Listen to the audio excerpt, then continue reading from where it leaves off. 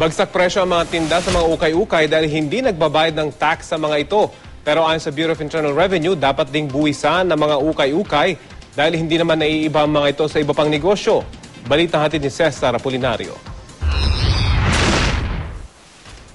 Sa mga ukay-ukay at mga tindahan ng surplus, tila naka-jackpot sakaling makatsyempo ng importanteng gamit. Mura kasi ang presyo rito. Sa ukay-ukay na ito sa Batasan Commonwealth, made in China man o branded, naglalaro sa 10 piso hanggang 60 pesos lang ang paninda. Mas mababa, mas mabenta. Wala rin daw kasing tax, kaya di sila nalulugi kahit mataas ang renta sa upa at pangsweldo sa nagtitinda. Tumatawad pa ba? Tumatawad pa rin kahit pa paano. Talaga? Kahit mura na? Oo. Kaya yung ibang presyo nito, 20 pesos lang. Tinatawaran pa yun? Oo, may discount naman, 3.50 po. Ang ukay-ukay na ito sa Baguio City, dinarayo rin. Ayon sa mga tindera rito, karamihan ng mga gamit nila ay galing sa Hong Kong, Singapore at China. Pero ayon sa BIR, dapat nagbabayad ng tamang buwis sa mga nagne-negosyo ng ukay-ukay. Para rin daw kasi silang nagbebenta ng RTW. Kaya isa na rin daw ito sa kanilang mga babantayan. Mga self-employed individuals yan. Kalimitan dyan, mga namumuhunan din.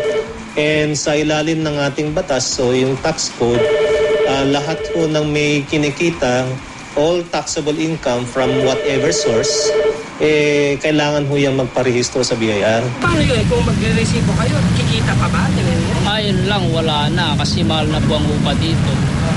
Mahal ang upa, tapos yung kinukuha namin paninda, mahal din. Hati ang reaksyon ng mga parokyano ng ukay sa pagpataw ng buwis dito. Walang magawa kasi patakaran ng gobyerno yan So kailangan... di magmamahal lalo ang ukay, bibili pa rin kayo? Oo, kasi ibang tila sa ukay-ukay Malambot at saka malamig. Nakakamura pa rin Oo, kahit pa paano. Kung sana, dapat hindi. Kasi kawawa naman yung maliliit yung puhunan. Sa tindahan naman ng surplus ng sari-saring gamit, nakakaagapay naman daw kahit nagbabayad sila ng buwis.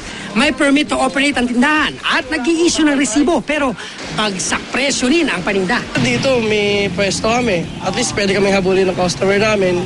Siguro kailangan namin talaga ng legal na papeles para mas maka-operate kami na mas maayos dito sa tindahan. Mula 5 pesos hanggang 1,000 pesos pataas ang presyo ng mga gamit na ibinebenta nila.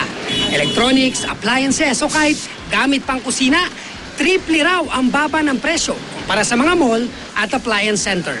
Cesar Apolinario, GMA News.